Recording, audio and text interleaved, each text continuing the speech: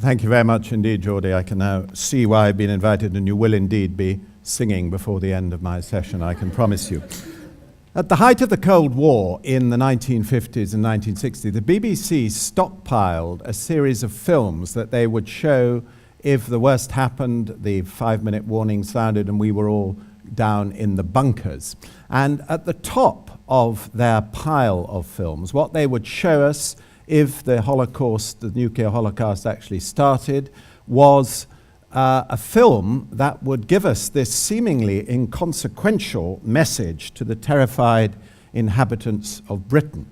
High on a hill stood a lonely goatherd, lay, hey ho, lusty and clear from the goatherd's throat, lay, lo.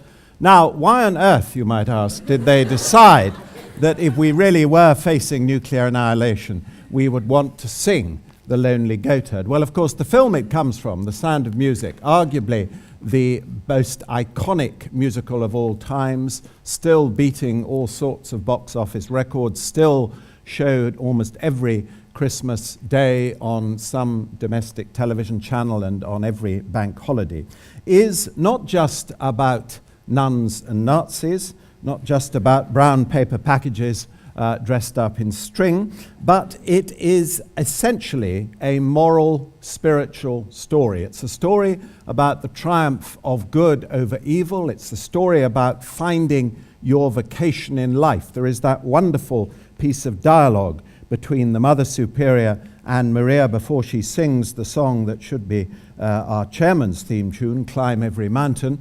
It's all about finding what God means you to do. And for Maria, that means being in love with Captain Von Trapp, which is just as much as important as being a nun.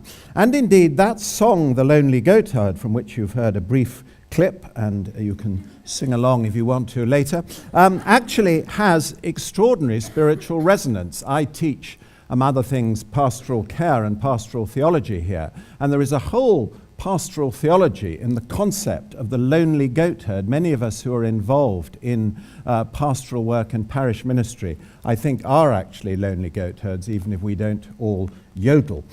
The works of Rodgers and Hammerstein underline, I think, very strongly the spiritual power of musical theatre.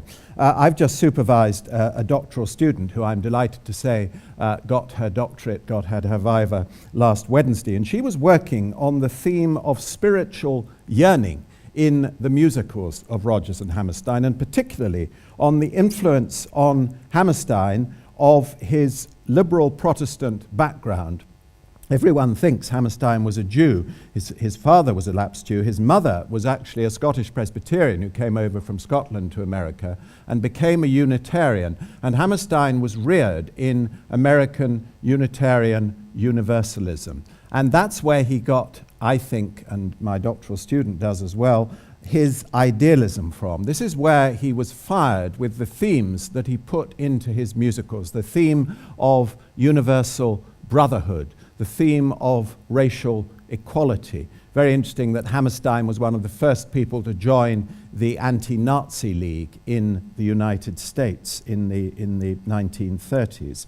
Hammerstein wanted to preach these great significant messages and themes through writing plays. And he only started writing musicals in the early part of his life because he thought he could make money that way, and he would then go on to be another serious playwright. But in fact, he realized that his musicals were actually getting across his message much more powerfully and to a much bigger audience than he would have done if he'd become a serious playwright. And so he stayed with musicals, writing about the theme of community and universal brotherhood in Oklahoma, writing about racial equality in South Pacific and in other shows, and in the Flower Drum Song. And there was a wonderful partnership between him and Rodgers. Cole Porter observed, "I can always tell a Rodgers tune. There's a certain holiness about it."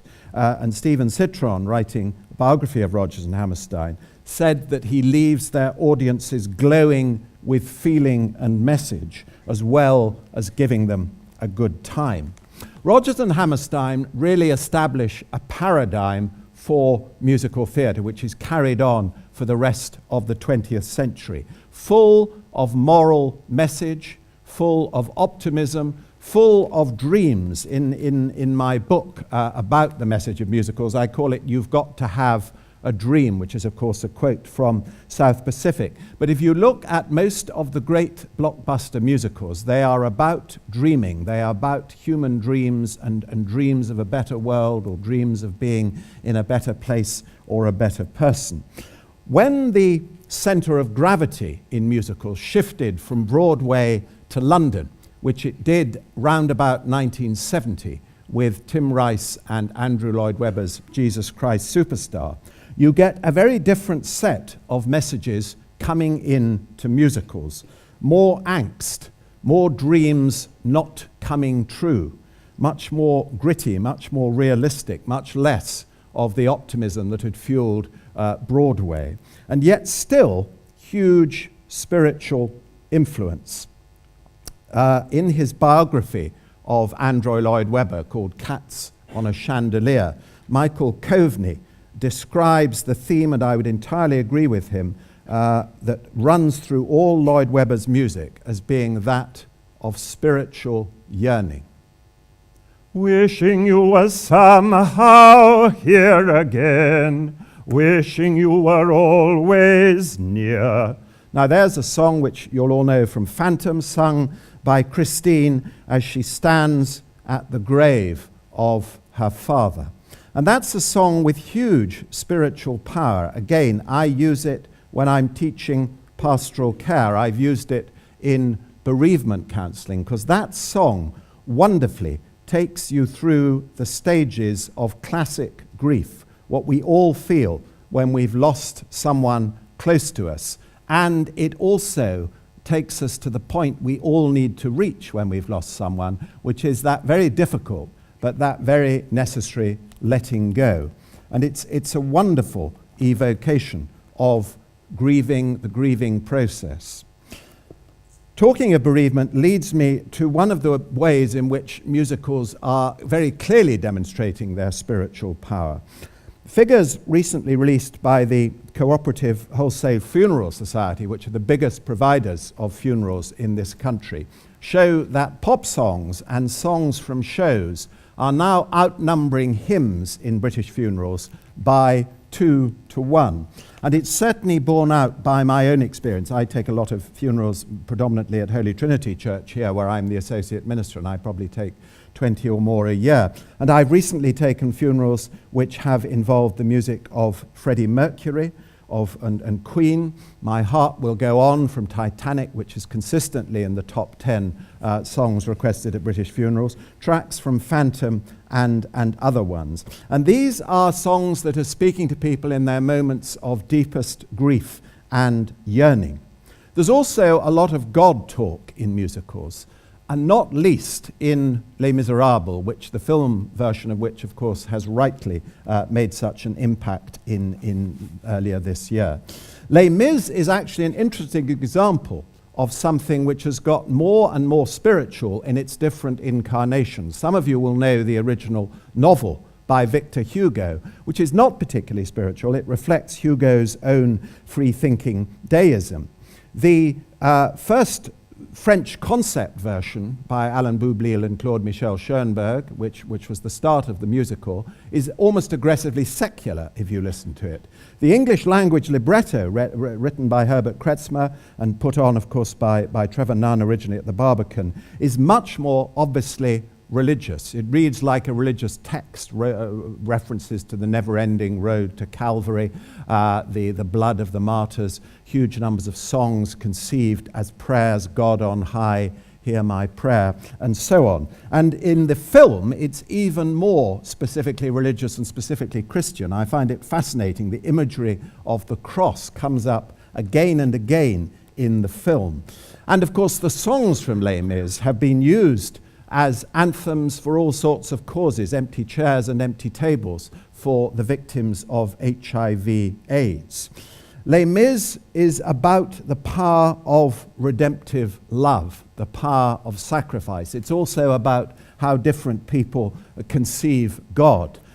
Jean Valjean, of course, who undergoes a kind of conversion to forgiveness, seeing God in terms of forgiveness. Javert, seeing God in terms of judgment. Thénardier, seeing God as dead in a song which is sadly cut out of the film, Dog Eats Dog.